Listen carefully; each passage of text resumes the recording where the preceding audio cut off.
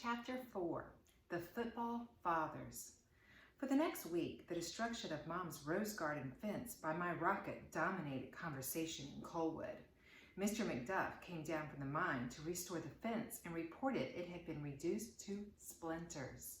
Maybe Elsie better get my mister to build her next fence out of steel, Mrs. McDuff said to a friend at the big store. Soon, ladies in their backyards were repeating that remark fence by fence from one end of the valley to the other.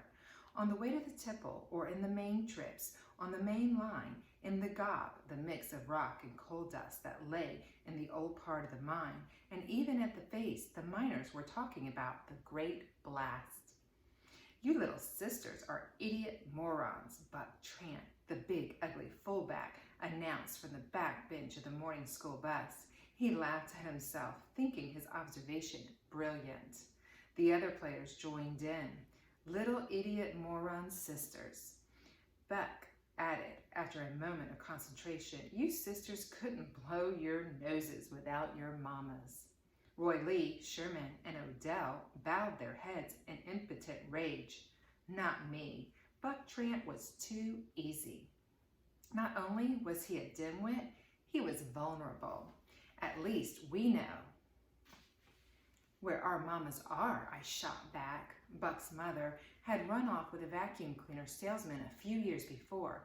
Just as soon as I'd said my mean thing, I regretted it, but it was too late. Outraged, Buck jumped to his feet, but when Jack stomped on the brakes, he went tumbling. We were halfway up Colwood Mountain. Without a word, Jack pulled the bus off the road, turned in his seat, and pointed at me. Out, he ordered. He looked at Buck. You too, Buck. Me, Buck whined. What did I do? Sonny started it. He's always starting stuff. You know that. Jack didn't take guff off anybody on his school bus, even big overgrown football players. Don't make me have to kick you out the door, son, he growled. Buck looked for support from the other football boys, but they all had their heads down. He walked meekly down the aisle and got out, standing forlornly in the dirt. I followed him, and we stood beside each other while Jack slammed the door shut. Before the bus rounded the curve, Buck was after me. I threw down my books, ducked his bear hug, and scampered up the mountainside and disappeared into the woods. I'm going to murder you, you little four-eyed freak, he yelled after me. You and what army? I challenged him from deep within the thicket of rhododendron. Buck huffed around along the road, but didn't come after me, probably because he was wearing blue suede shoes and didn't want to get them dirty. After a while, a car came along and Buck stuck his thumb out and climbed in. I came down and did the same, hitching the big creek, just making it in time for the first class. I avoided Buck all day, which was not easy since his locker was beside mine. Roy Lee and the other boys caught me at lunch. We aren't going to build another rocket, Roy Lee said. Fine, I replied. I was already mad at him and the others for not backing me up on the bus. I'll build one by myself. I said it with such certainty, it surprised even me. Whether I liked it or not, I was committed to do it. Have at it, Roy Lee muttered, and he and Odell and Sherman walked away. I knew I'd really messed up. I needed their help. I had to build a rocket, and I didn't even have a clue where to start. That night, while I was puzzling over my algebra, Jim stuck his head in my room. I just want you to know how really great it is to have a brother who's a complete moron. Don't worry about it, I replied lamely. Everybody's laughing at the family because of you. Just go away, I growled. I'm busy. Doing what? He chided. Trying to decide what dress to wear? Jim ducked when I threw my pencil at him and then pulled my door shut. Unbidden, a little bubble of brotherly jealousy gurgled up inside me. Who cared what Jim thought about anything? He didn't even have to think. Dad would take care of everything for him, see that he got everything he wanted. Jim thought I was some kind of sister. Well, at least I didn't go around wearing pink shirts and a peroxide curl in my hair. My first rocket had caused me to be harassed on the school bus, at school, and now in my own room. There was more to come. The following Saturday, when I went to the big store to buy a bottle of pop, I ran afoul of Pookie Suggs. Pookie Suggs' history was common knowledge in Colwood. His father had been crushed by a slate fall about a dozen years back on the section where Dad was the foreman. To stay in Colwood, Pookie had quit the 6th grade and gone into the mine. To anybody who'd listen, Pookie was forever complaining about having to quit school to go to work, blaming it all on Dad for getting his daddy killed. He didn't get much sympathy. It had been his daddy's fault, after all, that he had gone under an unsupported part of the roof to urinate. And anyway, Pookie had already been in the 6th grade for 5 years when he quit. Nobody in town much thought he'd ever have reached the 7th. Still, for as long as I could remember, I'd heard Pookie's name around the house. Dad telling Mom about something Pookie had done that was stupid, or that he'd caught him idling around the gob again, and Mom telling Dad back that he should just fire Pookie and get it done with. For some reason, Dad had never taken her up on it. Maybe he felt a little guilty about Pookie's father. I don't know, but he seemed to tolerate Pookie more than he did other complainers and idlers. I avoided Pookie whenever I could, but hadn't noticed him among the men gossiping on the big store steps. Well, looky what we got here. Homer's little rocket boy, he said nastily. Heard the damn thing blew up. Did your daddy help you build it? The men sitting on the steps turned to look at me. They were all holding paper cups for their chewing tobacco spit. You gonna build another one? Asked Tom Tickle, one of the single miners who lived in the clubhouse. Tom was friendly. Yes, sir, I am, I said. Well, attaboy, the step group chorused. Shit, all he can do is build a bomb, Pookie said. Well, it was a damn good bomb, Tom laughed. Pookie stood up and kicked his way through the assembly. If he had hoped to heap scorn on me, it hadn't worked. He shoved his helmet back on his head and leaned into me, his breath mostly alcohol fumes.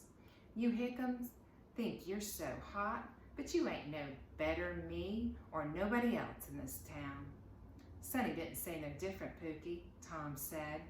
Why don't you go sleep it off before you get into trouble? Pookie turned, rocking unsteadily in his hard-toe boots. His face was all angles, with a sharp pointed nose and a triangular chin covered with stubble. Despite the easy availability of Dr. Hale, the company dentist, his teeth were yellow and cracked. His voice was a whine that sounded like an untuned fiddle. We need to go on strike, I'm telling you. That bastard Homer's gonna work us all to death. I don't believe work's ever gonna kill you, Pook. Tom grinned, and the step miners erupted in laughter. All y'all can just go to hell, Pookie muttered. He probably meant it to sound tough, but it came out sort of pitiful. I couldn't help but feel a little sorry for him. He gave me another dirty look. Your daddy killed my daddy, he said, and I ain't never gonna forget that. Tom stood up and tugged Pookie away from me, turning him around and pointing him across the street. You better get on home, Pook. I took the opportunity to slip through the men to go inside the big store. I got my bottle of pop, then leaned on the counter and drank it slowly, watching through the glass doors what was going on outside. Pookie and Tom looked like they were dancing, with Pookie trying to come inside the big store and Tom turning him back around. To my relief, Tom finally won and Pookie staggered off. Soon afterward, all the men got up, their gossiping done. When the steps were cleared, I ran outside and grabbed my bike and pedaled toward home. Near the Colwood School, I went past a line of miners making their way to the tipple. With big grins on their faces, they all yelled, "Rocket Boy!" as I flashed by. What had I gotten myself into? I told too many people I was going to build another rocket, and now I had to do it. But how? What was the blamed secret that made a rocket fly? The final regular season football game ended with Big Creek winning big over Tazewell High School, just across the Virginia border. Jim sent two quarterbacks to the sidelines on stretchers and intercepted a pass and ran it back for a touchdown. With that victory, the team had won all its games. Then the State High School Athletic Association did exactly what it said it was going to do and ruled that Coach Gaynor's boys were not eligible to play in the state championship game. Although it was no surprise, there was still an instant uproar all over the district. The football fathers were besieged with demands from fans and football team to do something. Jim asked Dad every night at supper for a week after the last game what he was going to do. Dad kept saying he was looking into it. Finally, one night at supper, he said he was going to go see a lawyer in Welch. Mom put down a fork and stared at Dad in disbelief. Homer, I don't think that's wise. Dad shoveled in a spoonful of beans and cornbread. Elsie, I know what I'm doing, he replied nonchalantly. He didn't look at her. Mom settled into a deep frown. No, you don't. The Charleston Muckety Mucks don't want us to play, and they're not going to let us play. No lawyer's going to change that. You're just asking for trouble. Mom, Dad's got to do something, Jim begged. We deserve to play. I know you do, Jimmy, Mom replied softly, but sometimes we don't get our way, even when we deserve it. That's true for everybody, even you. I know that amazes you, but that's the way it is. Jim's face went dark and he shoved his chair back from the table. I want to be excused, he said sullenly. Dad held up his right hand to his face as if to shield it from Mom's riveting gaze. Jim, it's okay, he said reassuringly. I'm going to take care of it. Homer, Mom said in her warning tone. Elsie, Dad said back in his don't mess with me tone. Jim stood up. Somebody better do something, he wailed. I made my move. The football boys, even my brother, were so easy. You can move to Charleston and play up there, I suggested virtuously. Jim turned on me, his fist tightly balled. You're dead, Sonny. Jim, go to your room, Mom ordered. She waited until Jim stalked off, then gave me a threatening look before turning back to Dad. Homer, just let it go, she said. Dad rolled his head on his neck. I could hear it creak. Ducking his head in the mine all day probably didn't do it a lot of good. This is none of your affair, Elsie, he said. Just stop and think. That's all I'm asking. The football fathers.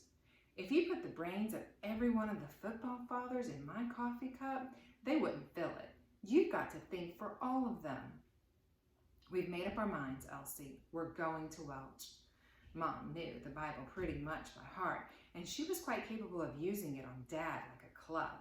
And if the blind leadeth the blind, both shall fall into the ditch, she told him, making her argument unassailable because it was clearly on the side of the Lord.